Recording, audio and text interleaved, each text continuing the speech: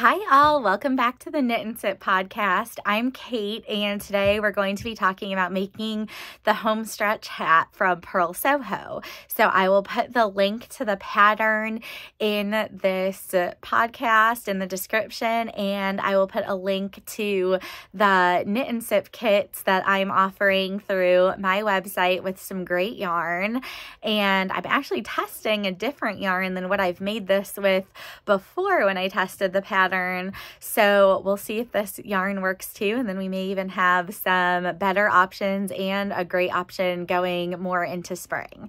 So right now what I am going to use to make this is Big Cotton from Loopy Mango. However, what I've used, so a quick note about this pattern. So it can be for baby, child, then there's an adult small and an adult large version. So I have seen people make, coordinating family hats in it, and they turn out really cute. So lots of fun options with this one, and it is a great beginner pattern. So it's one that I've been teaching at my in-person Knit+Sips here in Louisville, and definitely been a fan favorite so far. So let's take a look at the finished product, and then we will get going on making it together. All right, so these are some of the yarns that I've already made this in. So here's the daisy chain yarn from Knit Collage, which has these incredible daisies and pops of a lot of other really awesome fibers. And then very similar to that is the Dreamland yarn from Knit Collage, which again has pops of all kinds of incredible fibers in it, just not quite, it doesn't have the daisies. So that's the biggest difference there. And then my sample that I've made, and again, I've seen lots of people make lots of different samples, but the sample I made is in the Knit Collage Spun Cloud yarn, and I love the flecks of gold in this. I ended up doing a different color top simply because I was using scrap yarn and I ran out. So that's what that looks like, but still cute, especially with the multicolor puff up there. And so you can see that there's a brim around the hat, and then the rest is just knit in the round up. The great thing about this pattern is there are no decreases. So here again, it's a really beginner friendly pattern because you're looking at really just one purl row and then a whole bunch of knitting until you then end up cinching it all together at the top. So very quick, very easy knit, and for beginners it's great because you get to learn to purl. So you purl for that one row and then you switch and get a lot of practice in with knitting. So love this pattern, and let's get started. Coming up here on spring, I'm testing this Big Cotton yarn from Loopy Mango, because the great thing about Loopy Mango yarn is that I have very much seen it go in several different, directions based on your needle size. So we're going to give this a try, even though it's not quite the same weight of yarn. The Knit Collage and what the pattern really calls for is technically a jumbo weight yarn, and this is technically a super bulky. However, like I said, I have seen Loopy Mango yarn be very flexible, so I'm kind of testing this out for a friend and seeing if there's any difference between, number of stitches that we need to cast on or how many inches we need to knit for. So let's see. Right now, I would say that I'm not seeing a whole lot of difference with the cast on stitches. So I cast on 32 stitches, and the reason I cast on 32 is because I am going to show you the invisible join method. If this overwhelms you, please do not feel like you need to do this. Please don't take it to heart or get discouraged. It's a great thing to learn, but it is nothing that you have to do for this project. We cast on one additional stitch over what it says to cast on. So it says 31 stitches. I cast on 32. That's because we're going to bind off. It'll actually be that stitch over here, and that will create our invisible join. So I slip the last stitch that's on my left hand needle over to the right. I bind off that very last stitch that I cast on, and then I slip that stitch back over to my left-hand needle. And now I can feel free to put my beginning of the round marker on, which I definitely suggest doing. We can tighten this up and see it will take away that gap that's in the middle there. All right, now we can start purling. So I am going to start, I don't really need to get this on the same side, but it kind of bothered me, so I put the ball through the middle to get it on the same side. And now we can start purling for a row. So I want to make sure I'm not using my tail yarn. I'm going to put my tail yarn over here. A lot of people will even knot their tail yarn a couple of times just to show that it is my tail. Don't knit with this. So I'm going to go ahead and start purling. So purling is the opposite of knitting. We're coming in right to left. We're coming up and around right to left, and then we're sliding back through what I almost call like a window right here. So back through that same loop that you initially came through. So we're going to go through this loop that's right on the needle from right to left. We're going to go around right to left, and we're going to sneak back through that window, and then that loop, this loop right here, he's going to hop off and grab a snack because he's tired and he just did some work, and now he rests right there. So I know we've talked about before that at its base, knitting is loops going into loops to make fabric. So that's pretty cool, and that's what we're doing right now. And so I'm going to go into this loop that's right here on the needle, and I'm going to go, and I did that right to left, so go in right to left, right on the needle, go up and around right to left, and then come straight back through what's almost like that window. So think about scraping your needle. And if you want to know a little bit more about casting on, so I used the long tail cast on. You want to use a sturdy cast on for this, and I did a little bit in the last video with a long tail cast on, and I also have a video on my website showing the long tail cast on. The long tail cast on is by far my favorite.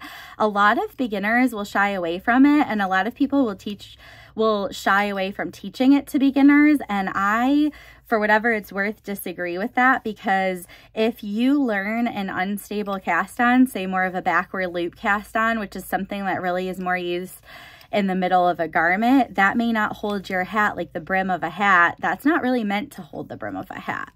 So I have rarely ever seen somebody not be able to catch on to the long tail cast on. Even if it takes some time and even if it takes some practice, you will catch on. And most people that I teach will get it pretty quickly and easily. You know, we're talking the first, I don't know, 10 stitches they cast on. After about the first 10, they're like, oh yeah, I am off and going and I remember this. And the great thing, missed that one. Great thing about knitting is that your muscle memory will actually take over even if your brain is overthinking things. So that is one of the very cool things about knitting. There is a learning curve, but it's like once you got it, you got it. So you'll notice that the first row here is a little bit tight and a little bit awkward. That is true with any project that we're going to do. Your first and maybe even second rows are going to be just a little bit awkward. I am also knitting with my right hand. I'm throwing right now, which is not what I usually do. I usually knit continental, or it's called picking, so picking versus throwing, but I think to show you guys the purl stitch in continental might really throw you off, so we're gonna avoid freaking anybody out, and we're going to just go ahead and keep going with our throwing here. All right, so I'm getting to the beginning of the row, and we're going to do two things at the beginning of this row. The first one being that, as we've mentioned, the purl stitch is the opposite of the knit stitch. So your yarn lies in front for your purl stitch, and your yarn stays in back for your knit stitch. So I'm gonna go ahead and get a little bit more yarn here, finish out the row. So we're going to be moving our yarn to the back. And the other thing that I am going to do is I'm going to place a different kind of marker on my work, because the most common pitfall that I have seen with this project, and so often see with any type of beginner knitting, is when you set your work down, you don't know what you're doing when you pick it back up. you don't know which side you were on, which direction to start going. So we're going to talk about a couple of ways to address that. But the first and most obvious way, I'm going to purl this stitch to hold my beginning of the round marker in place, and then I'm going to show you. The most obvious way that I like to tell people to identify that is to place a removable marker. You could use a clothespin, like a clothing, you know, a safety pin or something. It doesn't have to be anything fancy, but just kind of slide it into your stitch on your right side. And so then if I were to set my work down and say, I really don't know what I just did, and I'm going to pick up and then I start going the other way, I'm not going to do that because I'm not going to see my yellow stitch marker. So I've placed this yellow stitch marker here, and when I see that, I say, oh, that's the front of my work. The front of my work needs to face me, and now I feel like I can keep going. So the knit stitch is, again, the opposite of the purl stitch. So where our yarn was in front and we were coming in this way, wrapping right to left, now our yarn lives in back of our work, and we're going to go still in the front of the stitch, but we're going to go left to right, and our right needle goes behind. Don't be afraid to really push that needle, you know, pretty far in an X behind your work to go ahead and make sure you're catching your yarn, because that's one of the things that I definitely see a lot of beginners miss is, you know, doing basically what in the end is like a slip stitch, where, oh wait, my yarn is attached to the stitch before, because they slipped it without actually knitting the stitch. Maybe they didn't fully wrap the yarn or something like that. So I'm knitting Continental right now because that is my jam, but I will show you some stitches in English too for the knit stitch. So again, we go in left to right, we wrap it around left to right, end up on the right side. We're going to sneak back through the same window that we came in, and our other stitch is going to go hop off and grab a snack. So one thing that I like to tell people, and it's probably a little bit beyond your comprehension if you're a beginner, but with knitting being loops going into loops to make fabric, I like to tell people that with the purl stitch, you're pulling your loop to the front of your work. So you can actually see that where we've done that with our purl stitch. But with our knit stitch, so that was our row below, with our knit stitch, we're pushing that loop to the back of our work. So you see how now I'm starting to get some purl stitches to the back of my work. So in a few rows, you'll also, in addition to knowing that you have your yellow stitch marker on the right side of your work, you'll also be able to tell that, look, the inside of my hat is full of all of these purl bumps, whereas what is pretty obviously the right side is all of my nice V'd knit stitches. And then the other tip that I'll give you, if you put down your work and you don't know, you know, oh, where am I going to start? Your yarn should be feeding from the right side, so from your right needle. It should be attached to the last stitch on your right needle. And so that is a third way to tell that you are going the correct way in your work. So I always love to tell people, but I am also a mom of two, so I completely get that this is not entirely possible. But if you can finish a row before you set your work down, it usually helps, because usually there won't be quite as much confusion if you know that you've like just passed go and kind of what that looks like. Like, oh, I've just slipped my marker onto my right hand needle. I'm one stitch past that, and you know what it looks like. So if you can pass go before putting your work down, that is usually very helpful. But again, I also am very much a realist and know that life is not always going to work that way. So hopefully I've given you a few other tips now to show you some ways to know when you know, which way you're going when you pick your work up. So really at this point, we are just knitting until the desired length that the pattern states. So I don't want to give too many secrets away from the pattern. I would rather you go and actually look at the pattern on their website and take a look for yourself and take a look at their awesome yarns and everything. So go take a look at that and, you know, knit to the desired length. And then once I get to the desired length with this, I will continue this video and show you how to close the top of your work and finish it off. All right, so I'm 1 stitch past the marker. So I see what I've done. I know that I should have 1 stitch, not a whole bunch of stitches on my other side of the marker. I know that my marker was right here and I have 1 stitch hanging out on my right hand needle that is past, like before, I guess, my marker. So that is it for now. And once we get to our desired length, we're going to continue. All right, guys, so we're going to finish the Homestretch Hat, the Purl Soho Homestretch Hat, and I'm going to show you the sample that I did in the Big Cotton from Loopy Mango, and also show you the sample that I did in the Knit Collage Spun Cloud. Like I said, I've also seen great luck with this hat in the Knit Collage Dreamland and Daisy Chain too. So all good yarn options, and I was excited to give this a try with the Big Cotton as well, because I know that that's a great option both for people who either are allergic to or don't love wool, and also just going into spring. So let's take a peek at our finished objects.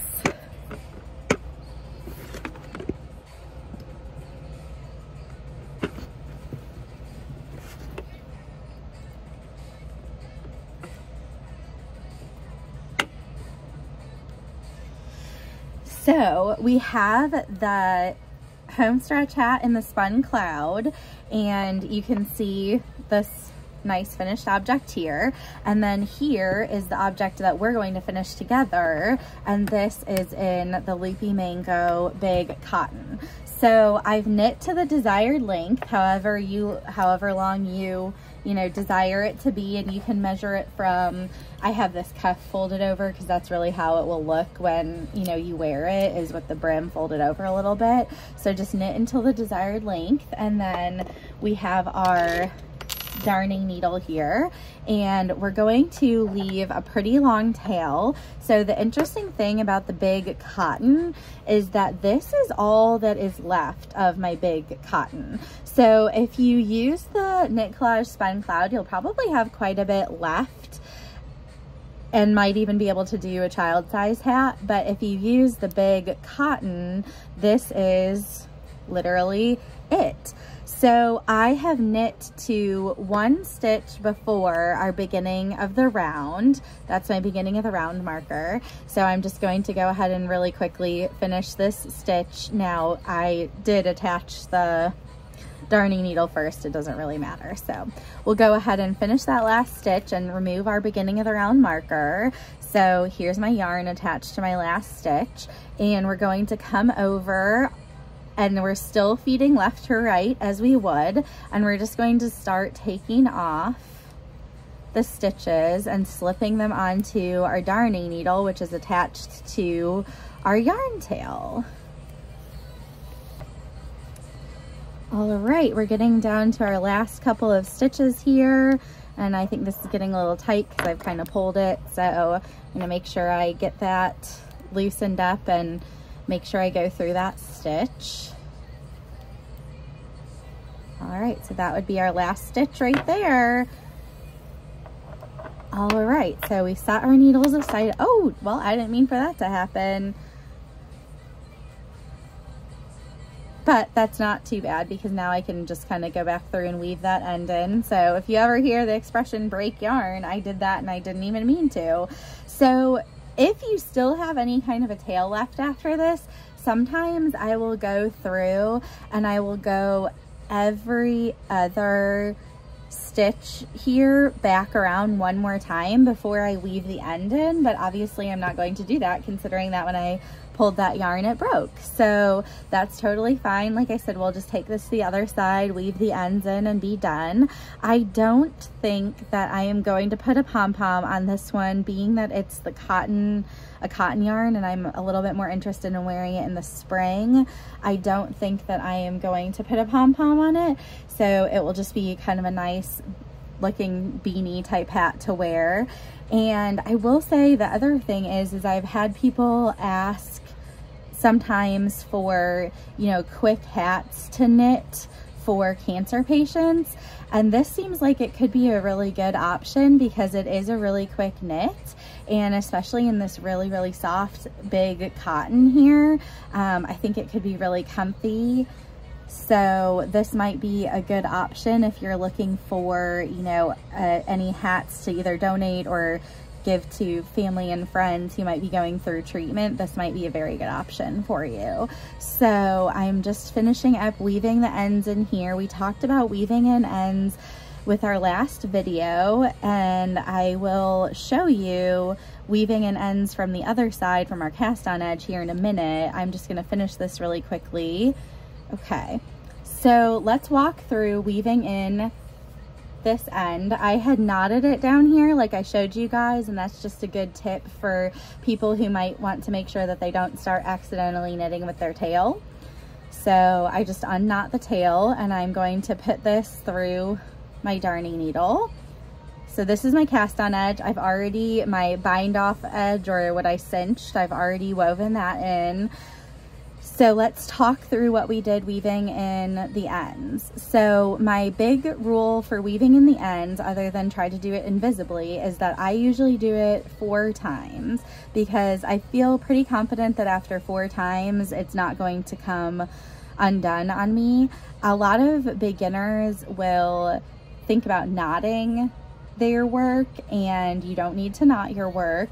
As long as you weave your ends in securely, should be fine. So you'll see that I went down diagonally here, and then I'm going to follow this smile right here back up diagonally. So you can see how this is kind of creating an invisible weave-in, like you can't tell what I've just done. So that was time 1. And then I'm gonna follow this frown here and go back. So that's 2. And you just keep following your smiles and your frowns. Here's another smile. Follow that up diagonally. Because if you look at what we're doing, when I followed that up diagonally, to pull this apart a little bit, we're following our stitches. So our stitches, if you think about it, are diagonal. Our stitches are V's. So I took this around and I followed this diagonal stitch. You can kind of see where now there's 2 pieces of yarn right here. So if I kind of spread this apart, so this is where I weaved the end in, was right here. This was my original stitch. So when you kind of give it a nice little tug, you can see how that's invisible. So then this is my 4th end that I'm going to weave in. I'm going to go frown. So you do smile, frown, smile, frown. Now I have woven in my ends, and I can go ahead and cut that right there, and then see it kind of just disappears. You don't even see it. So that is our Homestretch hat from Purl Soho in Big Cotton from Loopy Mango, and our Homestretch hat in Spun Cloud from Knit Collage. So you can get kind of fun and do a couple different colors if you want. And like I said, if you do the Spun Cloud version, you'll probably have some left over to do, you know, maybe even half of another hat or a child size hat or something. If you do it in the Big Cotton, it basically took the entire ball of yarn. So that is, you know, when you think about what you're going to work with. But they're both great hats, and I'm so excited to have a nice springy hat and then a really fun winter hat here. So I definitely recommend this pattern for beginners. It gives you the experience with purling your round, and then quite a bit of knitting in the round. So, you know, if your first project, if you've been following along with the 12 months of beginner knitting, our first project was knit flat. So we got our knit and our purls in there, but then we're building our skill here where we're learning now how to knit in the round. So that's a good step. So if you haven't been following along with our 12 months of beginner knits, they are meant to build on each other. And so here again, we're building skills. We went from knitting flat and purling flat to now purling and knitting in the round. So we're building here, and then our next month's project will be a necklace. It's called the Lariat necklace by Knit Collage, and we'll be using their wildflower yarn. I can show you a picture. I'll put a picture at the end of the podcast of what the March project will be, and it is a necklace done in the I-cord stitch. So we will be knitting flat on circular needles, but instead of turning your work, you will be sliding it from one end to the other and creating a 3D object. So I-cords are great for the edging on things. They're great for drawstrings. They're a really good technique to learn within knitting. So all of the techniques that you'll be learning throughout the 12 months of beginner knitting are going to help you build into garment making. That is my goal, so that if you follow along with the 12 projects, you'll be ready for a garment at the end of your first year of knitting. So tune into the prior podcasts if you want to get a little bit more background on the 12 months of beginner knits. But this one is, like I said, our February project, and it is a great one. So go ahead and put that on and show you what it looks like. It's a very nice looking hat. So thanks all for tuning in. Cheers.